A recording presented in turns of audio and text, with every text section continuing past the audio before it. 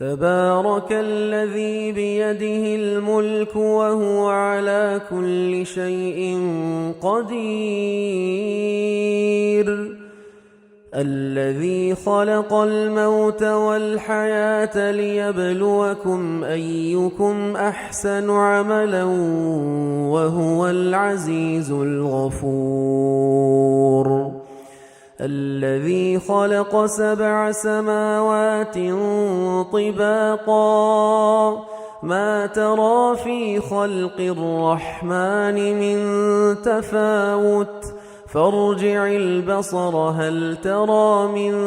فطور ثم ارجع البصر كرتين ينقلب إليك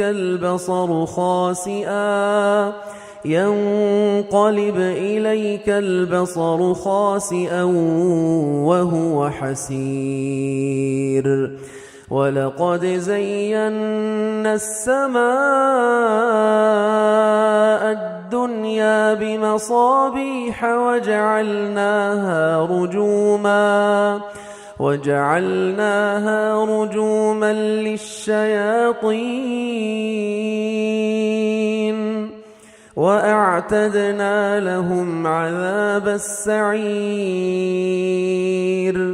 وللذين كفروا بربهم عذاب جهنم وبئس المصير إذا ألقوا فيها سمعوا لها شهيقا وهي تفور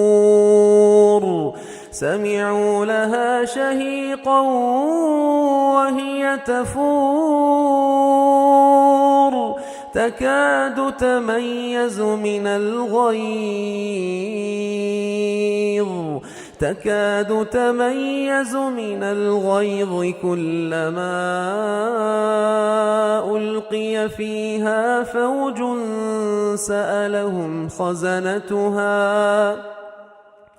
سألهم خزنتها ألم يأتكم نذير قالوا بلى قد جاءنا نذير فكذبنا وقلنا ما نزل الله من شيء قالوا بلى قد جاءنا نذير فكذبنا وقلنا ما نزل الله من شيء إن أنتم إلا في ضلال كبير وقالوا لو كنا نسمع أو نعقل ما كنا في أصحاب السعير فاعترفوا بذنبهم فسحقا لأصحاب السعير إن الذين يخشون ربهم بالغيب لهم مغفرة وأجر كبير وأسروا قولكم أو اجهروا به إنه عليم بذات الصدور ألا يعلم من خلق وهو اللطيف الخبير هو الذي جعل لكم الأرض ذلولا فامشوا في مناكبها وكلوا من رزقه وإليه النشور أأمنتم من في السماء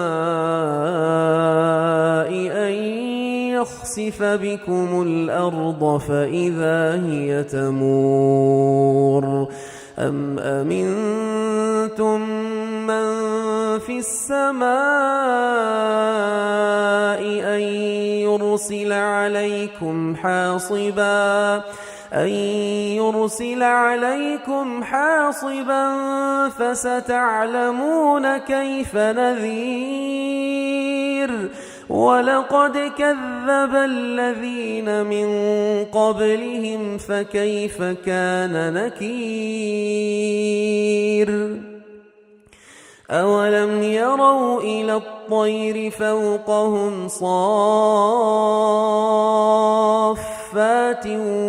ويقبضن ما يمسكهن إلا الرحمن إنه بكل شيء بصير أمن هذا الذي هو جند لكم ينصركم من دون الرحمن إن الكافرون إلا في غرور أمن هذا الذي يرزقكم إن أمسك رزقه بل لجوا في عتو ونفور أفمن يمشي مكبا على وجهه أهدى أمن يمشي سويا على صراط مستقيم قل هو الذي أنشأكم وجعل لكم السمع والأبصار والأفئدة قليلا ما تشكرون قل هو الذي ذرأكم في الأرض وإليه تحشرون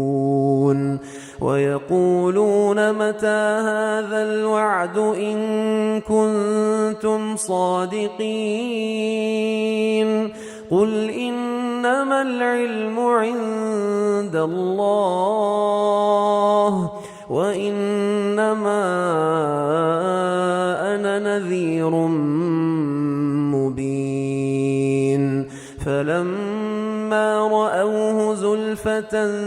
سيئت وجوه الذين كفروا وقيل هذا الذي كنتم به تدعون قل أرأيتم إن أهلكني الله ومن